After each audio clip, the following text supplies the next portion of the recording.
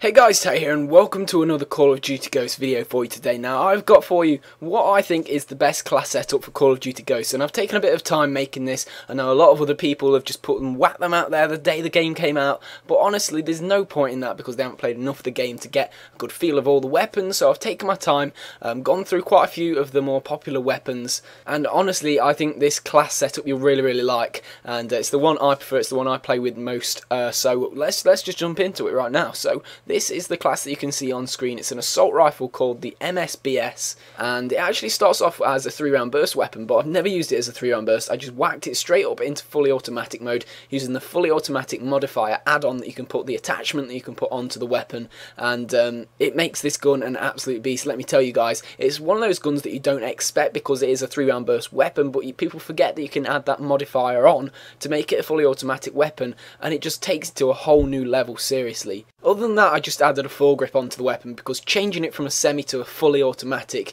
actually does kick up the recoil quite a bit, so putting that grip on there helps keep that nice and low. As you're going to see on screen, it is pretty good at long range, but it's at its best when it's at its like mid-range level. That is when it's at its best, but its main advantage, I would say, over other weapons in this class specifically is that it has got massive diversity. It's very flexible, and it makes it the perfect weapon for Call of Duty Ghosts because the maps in Call of Duty Ghosts are very varied. At times they can be very small, but a lot of the time you may have noticed they are pretty big. You know, they're a lot bigger than some of the previous maps that we've had in previous games. This gun is absolutely perfect for it because it can cover a lot of the different areas. It is equally as good as medium range as it is at long and short. It will win you those head-on 1v1 battles that you come into in the close quarter combats, but it will also allow you to pick out targets at long ranges as well. That is what I love about this weapon. The only things I don't like about this weapon are the slightly clumsy, cluttered iron sights. I feel like there's a little bit too much going on down there around the bottom and the edges especially, just blocking a little bit too much, but you can just get around that putting a red dot sight on.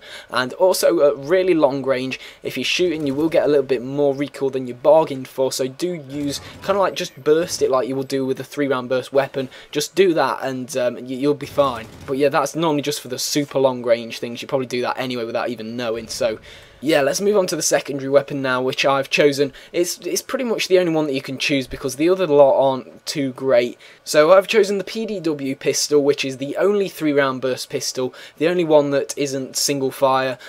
So yeah, it's 3 burst, it's better than the rest of them, and it's not great. I jumped into a combat match against the bots here because I don't normally online get a lot of kills with it, so I just jumped in. This is just normal health, so I just wanted to show the gun off. Normally kills them in 1 in the head or 2 bursts in the body mostly.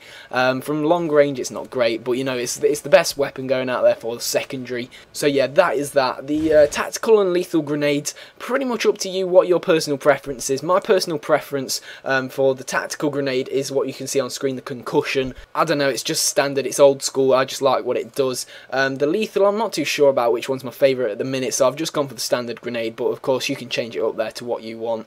Now going on to the perks, this is one of the important things. There are some pretty cool perks that I've picked right here, and some that you have to have for most classes to work for your advantage, because there are some really good perks that not a lot of people know about. So I've picked Ready Up there in the top left of the screen in the speed section because it's only 1 token, it's really cheap, and it just allows you to get that gun on the person real quicker after sprinting, so that's always useful. We got down in the stealth section, worth 3 squad points, is the perk Off the Grid. Now this basically hides you from all the UAVs and the sonar pings, which is a perk which I've also picked, but I'll talk about in a minute.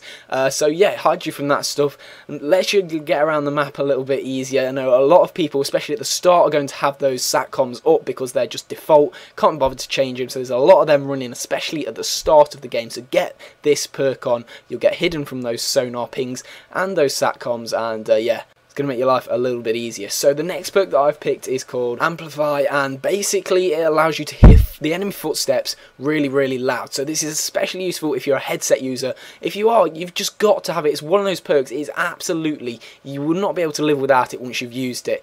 It's like having an extra sense. You can hear people exactly where they are, pinpoint where they are. If you know they're coming around a corner, you can kill them before they even know that you're there because you can hear them, you've heard them, and it's just an absolutely amazing perk. I'm pretty sure they'll patch it to make it a little bit worse or less good because it's just amazing at the minute, and I'm loving it. It's just like having an extra sense. It's like knowing that someone's around the corner just because you can hear them. It's just amazing. If you're not a headset user, I don't know how good this perk will be. You can of course try it out. You can test it out in the offline, so you don't use any squad points up, wasting points on it. I don't know honestly how good it is without a headset, but just try it out, it might be good. So the last perk that you can see at the bottom of the screen is called Ping, and basically upon killing an enemy you activate a sonar ping that goes out like a little mini radar around you and detects enemies within a certain radius of you around the map. So basically if you've just killed someone and there's someone standing behind you, it's going to activate a mini UAV essentially,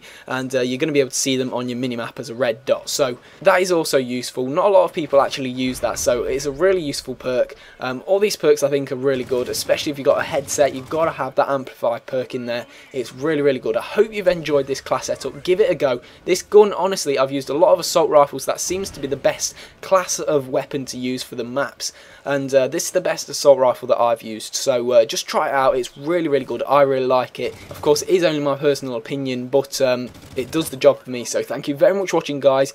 Put any comments you got in the comment section down below. How did you get on with this weapon? Are you going to try a different weapon? Do you have any other favourite weapons? Put them in the comment section down below.